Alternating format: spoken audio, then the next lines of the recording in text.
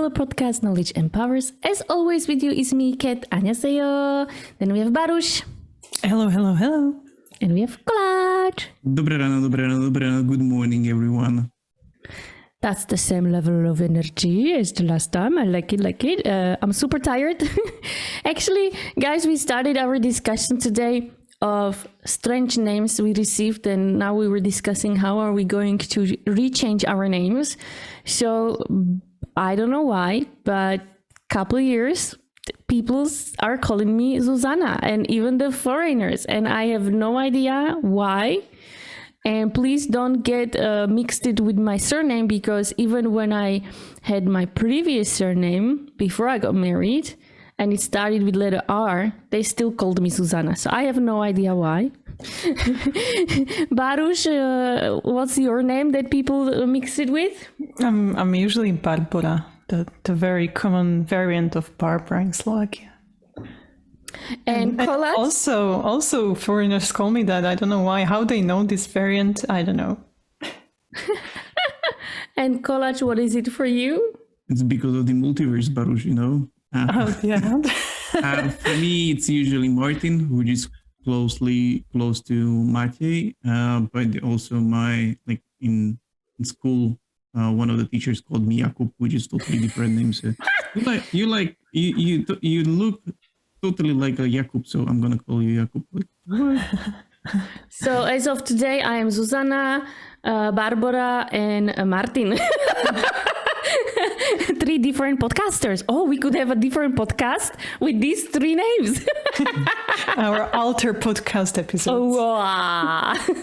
It's like the joke, you know, like men and women on a date, and the man says like, "I like when women has a personality." And the woman replies, "That's good. I have 5 of them."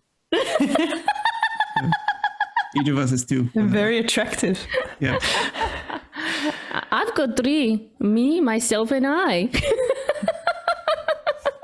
All 3 of us go somewhere. Today, I have prepared an interesting topic for you guys. How many or what kind of different type of team meetings do you know? Productive and not productive. 1-to-1 or 1-to-many? 1-to-1 or 1-to-many. I love that. or I love the one hi or hi bye calls, right? Like you say hi at the beginning and then at the end you say bye. That falls under non-productive ones. Yeah. So I would really like to deep dive a little bit into different kind of meetings. What's the purpose of them? And also to make sure that people are aware that they can decline meetings, or even say it out loud to the managers that these ones are just the high buys and it's a waste of time, because we are really wasting lots and lots of time on a non-productive meetings. And time is money, or time is something we could spend on something. Even if you would just watch some silly YouTube video, it's still better than to be on a high buy call. And maybe before you start with the types of meetings, sometimes people go on a high buy call, but it's not supposed to be high buy call for them. Sometimes I notice that people are not aware of their responsibilities within that call. So I think this is where the types of meetings come in. So you should be aware of your responsibilities in your job role, but then how to connect them with those types of meetings. How do you connect them with those types of meetings? Well, at first you need to know those types. Okay. So maybe you can introduce it, yeah.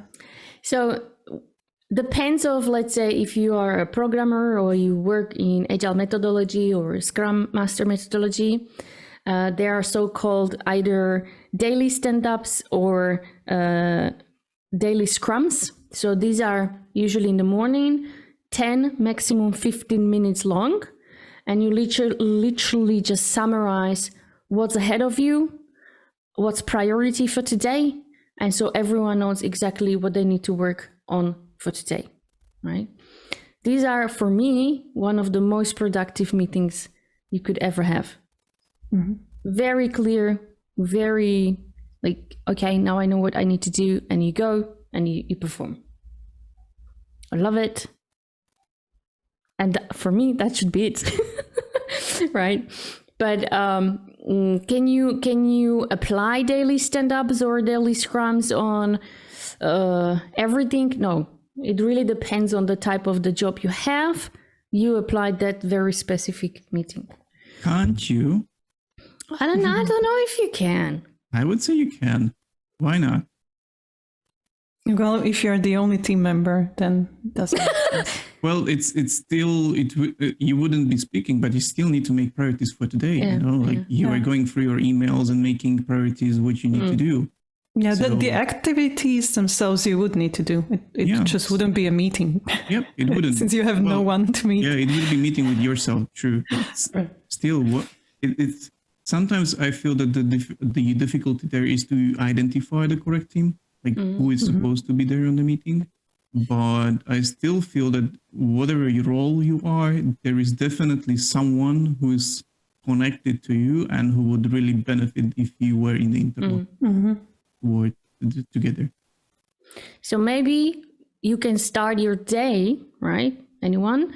10 minutes, and you just clarify your calendar, what's ahead of you, clarify your emails, prioritize, and then you know your focus for that day, which helps you to stabilize your mind and not feel, let's say, anxiety of wherever my mind currently is traveling, right? And it's good to do it in the morning because through this you get the certainty, you know what's ahead of you, so you gain this sort of predictability, which again is calming to anyone. And plus, if you do it in the morning, you are not tired.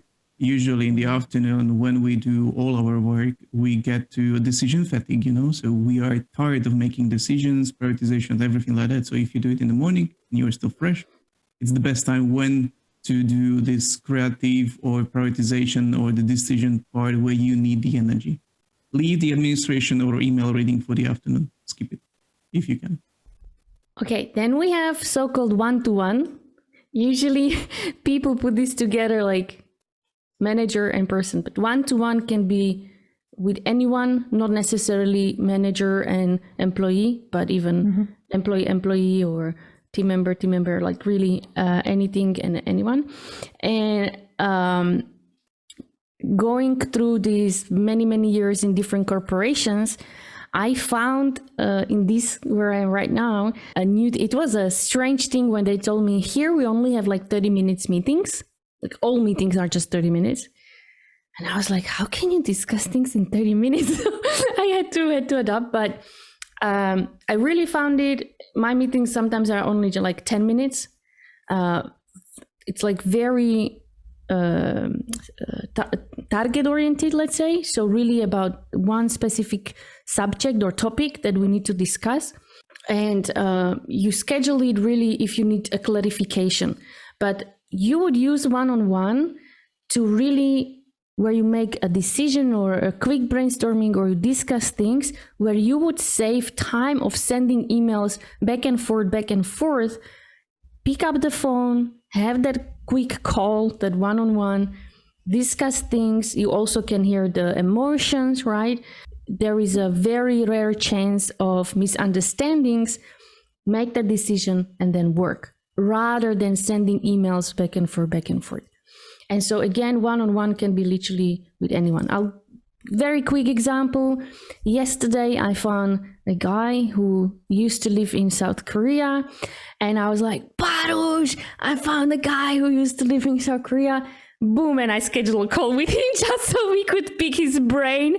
So it won't be one-on-one, it will be 2-to-1, right? But just so we can pick his brain on what to be aware once we will travel, where should we not waste money, and the opposite, where definitely we should go and waste the money because it's worth it. It can be literally about anything, but really focused on that topic. And then you are very quick and you can move forward. So this one thing you mentioned there, I think it's applied to all of those meetings, is that if it can be an email, let it be an email. If it's something you need like just yes and no answer, you don't need one-on-one for that. You can send an email and just get the approval or confirmation or something like that. If it's a discussion, if it's open question, like stand-up or coaching whatsoever, then yeah, go for the meeting. Then let's talk a little bit about those hi-bye calls. Interestingly enough, I had many hi-bye calls in previous company. And so far, I don't know, because it's related of my current job or the job I'm performing right now, I did not attend hi-bye call yet in those 4 years, which is funny enough.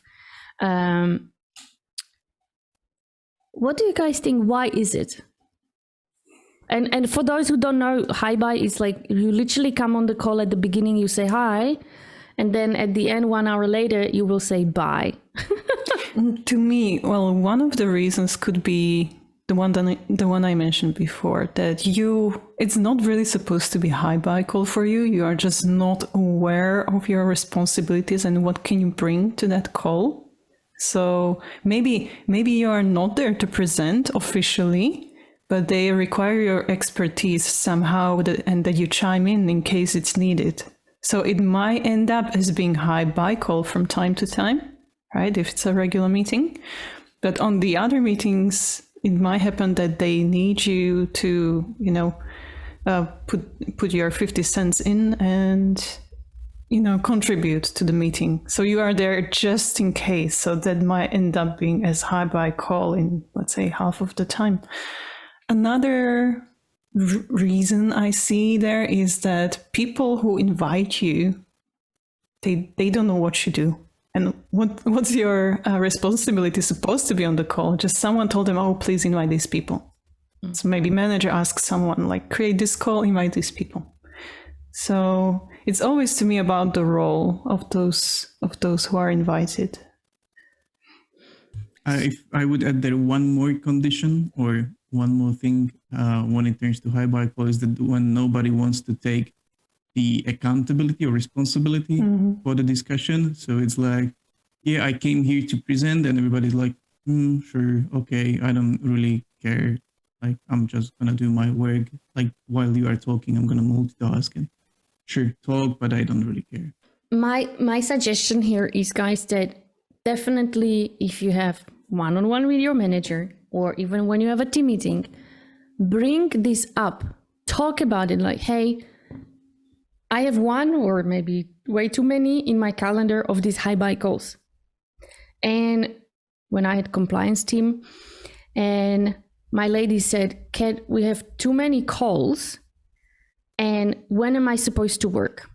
And it was very good call out, right? Because they're managing their own calendar. So I don't know what kind of calls they have.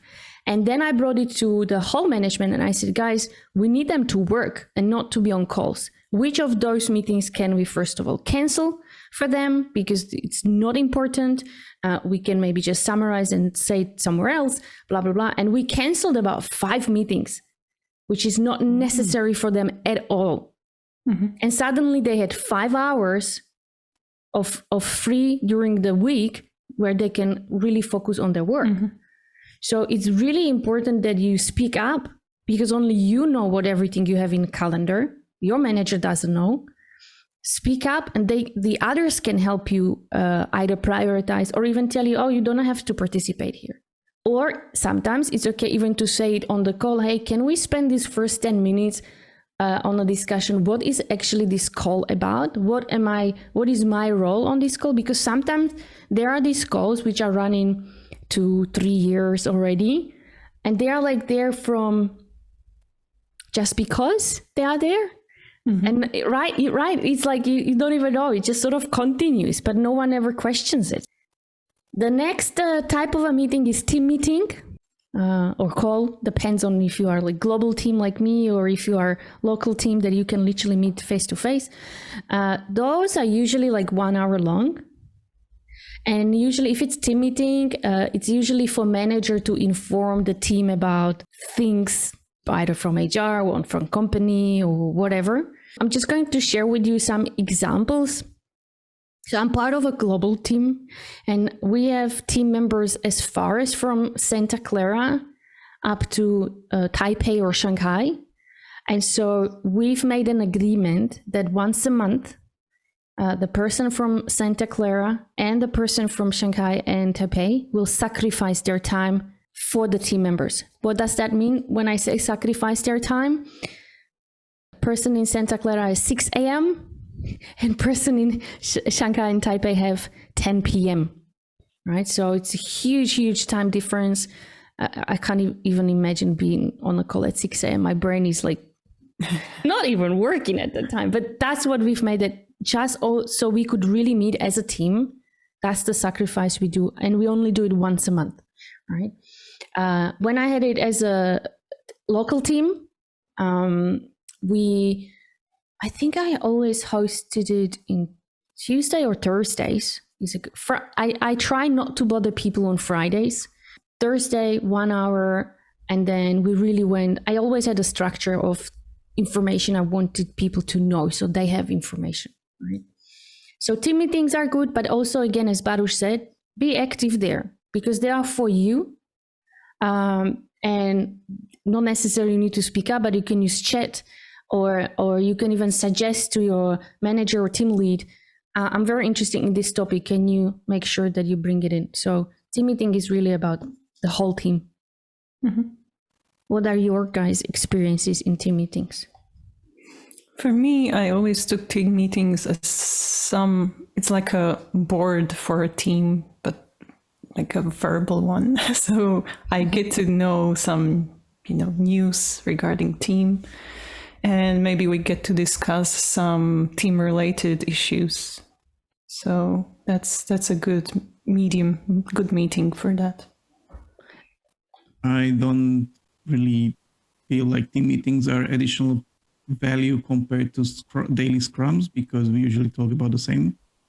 So it depends of the structure of the meeting. Not just the structure, but the content, because if we have issue, I'm going to solve it on daily stand-up or when we meet today. I'm not going to wait 1 month or a week to solve some issue. Or if I have some important news, like, guys, this is important, I'm going to share it on the daily stand-up. That's why it is there. So I'm not going to, again, wait for a week or a month.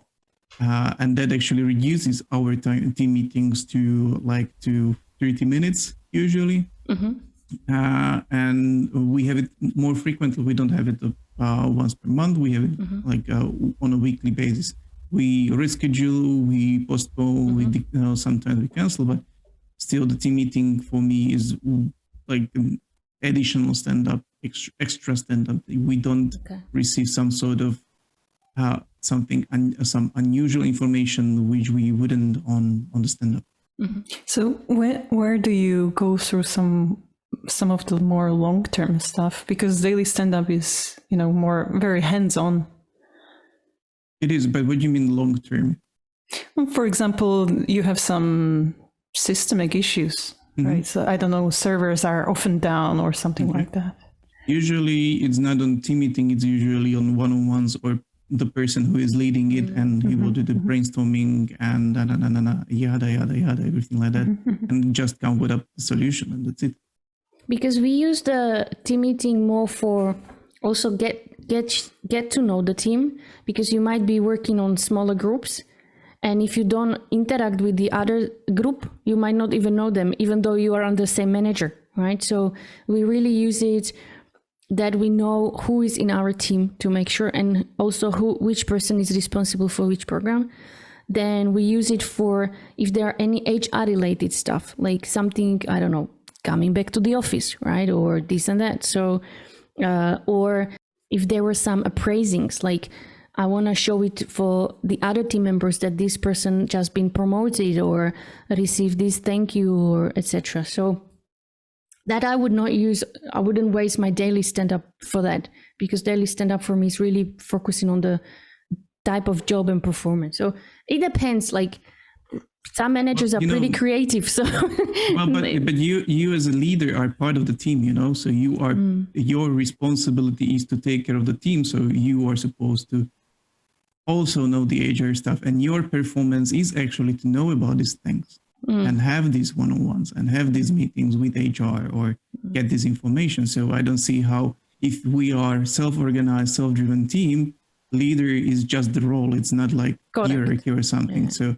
in that case, your responsibility is that, and you are sharing what you've learned. So that's like the developer would share what they've learned. And if you are But part it's- of the same team, why shouldn't they be on the same team meeting, like everybody else? Or actually, But exactly like you said, self-driven team, and you know how rare that is. So that doesn't make, this theoretically, or this yeah, theory, what we are talking about, how it's looking like. Then there's one more thing. There's also so-called all hands call, usually, or sometimes they are called town hall calls, all hands or town hall calls. Isn't that high by call? It is, but I just want to explain what those meetings are. So these are usually when, for example, the whole site, right? The whole building where the employees are of that very specific company are called on that meeting. Here we have it once in a quarter, for example, where we can find information such as, I don't know, are we going to stay in the building or this and that? Sometimes it's literally just hi bye. But that's the opportunity where you meet either your general manager or the higher up leaders or other organizations. So it's good for networking, though. Meeting is a really strong word. Seeing them is one thing, talking to them is the other. I'm not sure to how many VPs you've talked on town halls, but I haven't had the opportunity, because usually it's about like, I'm here to present you the strategy so that you know it. And I gave you this 15-minute speech, so now I believe you know what our strategy is, and thank you, goodbye. Yeah, that's what I'm saying. It's a town hall, so it's like you have 3 speakers in front of thousands of employees, right? So yeah, but I'm just explaining there is another type of a meeting that exists like this, and decision is up to you whether you want to participate or not. For example, we have also that our VPs as part of our org have a quarterly call, and I've agreed with my manager that manager go on that call, not us, and then whatever important stuffs are, she will highlight it on our team meeting. This is something you need to know, because for us it's a waste of time if I just need to be on that meeting, make the decision, so I can really just perform. So what I usually do with these meetings, if they're recorded, I watch the recording, because I can skip the parts where I feel I either don't understand them or are not relevant to my job. So if I don't understand them, I know to skip it, but I will bring it to my manager like, hey, what was this? I think I'm missing something here. So I like what some other companies are doing, and that's the town hall is actually like, okay, so not for everybody. Like, town hall is not for the masses, but actually just for the leaders. We are meeting with the leaders, or when it comes to that, and they are supposed to bring it to their teams. And if so, we send a memo. Here is a summary, and I think it was Zappos who really did it in a big way. This sort of a town hall is that. First, there is a sort of education or briefing. Briefing is a better word. Briefing for the leaders, where managers brief the leaders, so like executives, squad leaders, or first line managers. Then, actually, a huge memo goes out for everyone to read, saying that first, your first line manager will have a team meeting with you, or like a group meeting, where he will explain what was actually said here in this email. And then there will be a town hall meeting for everyone to bring their questions, if there are still any. So there are two layers, two layers, levels. So first you get your first line manager, and 90% of the questions is actually answered because of the briefings, because of everything, or even more, like 95%. And then you can go to town hall. There is extra meeting where you need to enroll, not that you are invited, but you enroll, and you can ask questions again. And afterwards, again, if there is extra communication needed, and another email is sent out. That's an interesting one. Then there is another type of a meeting, and it's called open door policy or open door meeting. It's usually, for example, even I have it currently. I'm running a summer project. It's a couple of months project called job shadowing, and it's literally an empty call that people have in their calendar. I'm on the call. I'm doing my other work, but they can use that space if they have question, if their person is not talking to them or whatever, they can just hop on and just go, hey, Kat, I have this problem. What should I do, etc., etc. And I could just guide them. And so it's based on current, as that project is running, it's on weekly, and they can just jump in, get very quick answer, and they leave. So it's just there, so they know it's an open door. Managers usually use it that they literally book a room physically, and physically the doors are open. And if you as an employee, you want to discuss something, but you didn't want to schedule any meeting with your manager, you would just pass by and you would just come in and then discuss. That's how it was. That's how it actually was created. You know, before there were offices, managers were behind the closed door, closed offices. So what they do is that I will have the open door. Okay, so there you go. I think that into this category you can add all those ask me anything parts, or like there is now like, okay, so come to our channel and ask us anything. So it's not like face-to-face communication, but a written part, like, okay, we will be here right now and answer any of your questions for this 1 hour. So all these focused times for questions and discussion. And I'm going to highlight one very peculiar thing. Usually when people have this one-on-one with their manager, they share things, right? It's my one-on-one, I need to share it. And some employees use it of, okay, I know I'm having my one-on-one with my manager and I need to share something with my manager. So I'm going to share something. Very good example. I don't know anything about our department. And then you would reach out to, hey, Baruch, I know you do a day in life of our department. I keep receiving from employees, they don't know anything about our department. And it just makes you like crazy. You want to like, grab your hair, pull your hair, because you know how much work you do behind and communication and everything and preparements, blah, blah, blah. People don't attend. And many times managers don't realize that the employee, even if they say this, that doesn't mean they mean it. They just know that they need to say something to manager. And if you're a good manager, because I used it, I literally say, are you telling me this because you came prepared that you need to say something? And answer was yes. I'm like, you know what? I'm not interested in those pseudo things. Like, I really want to know what bothers you. Because I could now really give you answers of, do you attend this? Do you attend? But that means that you are underlying someone else's job, which is not fair, because I know they are doing a really extremely good job. And you are just mentioning something just because of me asking you.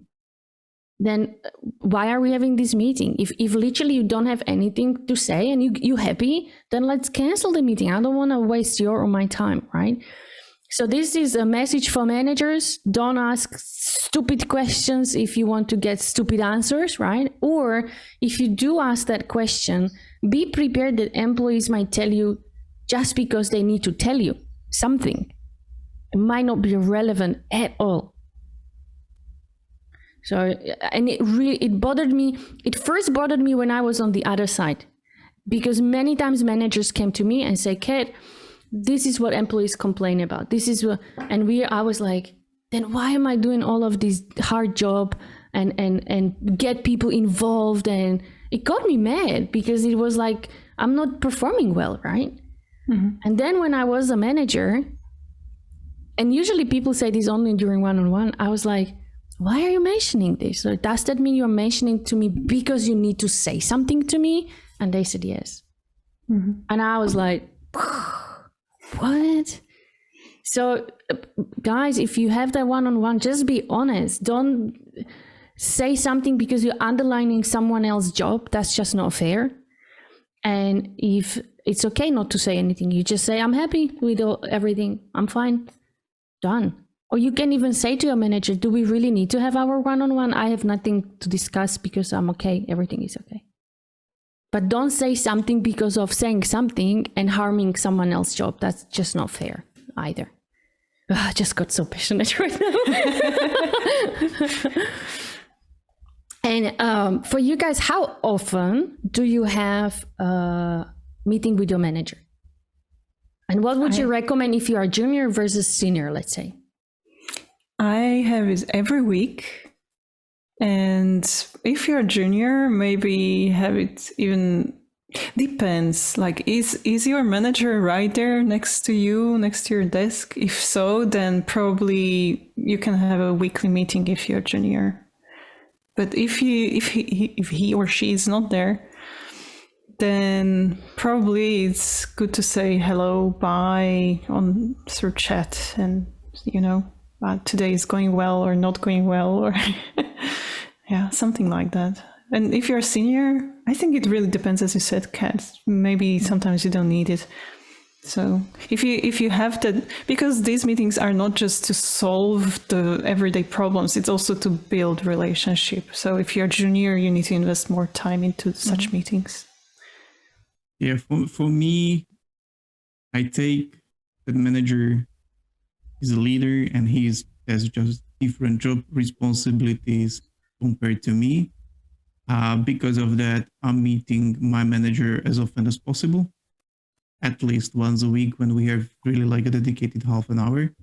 But 2-3 times a week, sure, why not? I mean, they have the responsibilities, and if you need to talk to them, have it. Yeah, I used it like as a senior, I have once in 2 weeks. And I have like my direct manager, but they split us into 2 teams. So I also have a once in 3 weeks with the other manager meeting as well. But it's also more on building the relationship. And I just love the girl. It's like, she's a really amazing personality. But it just also helps me to understand the team members in Asia Pacific of their needs. So it helps me also perform better. The good thing is when you are able to be with your manager, let's say in one meeting, is like, or even with your team, you just literally turn around and you just go, hey, let's go for coffee, lunch together, and you're building that relationship. And being online is really, as we say, one click away. Just don't forget that there is someone, and you just ping them like, hey, hi, how are you? So, and as a junior, I remember I had it, or we discussed it the first 30 days, 60 days, 90 days. So the first 30 days was literally, even as a senior, I had every day call with my manager because she was in America, me here in Slovakia. So we needed to make sure I get onboarded correctly, etc. But otherwise, as a junior, for me, it would be probably enough once a week. Hard to say. It was a long time ago. So I think we covered all different type of meetings. Also the purposes of those meetings. We hope we gave you good tips and tricks, and really, guys, question it. If you are on too many calls and then you are not able to perform the job, you need to open it up. You need to speak up about this. Because when I was a manager, I used to say, you know what a manager does when he or she's bored? A team meeting. I'm a people person. I want to meet people, so why not? No, I'm making it too bad. I used to tell this to my people, like, when I'm bored, I have a meeting with you guys. We know why they exist now. Exactly. So really question it, open it up, try to reduce the meetings so you can focus on the work.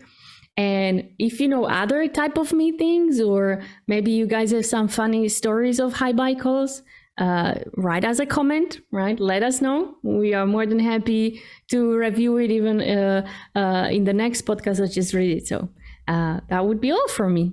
And so with that, 수고하셨습니다. Bye-bye. Bye-bye. Ciao. This podcast represents our own opinions, experience, and our own ideas. We do not represent any official statement from our employers, and this is not their official channel representing the company.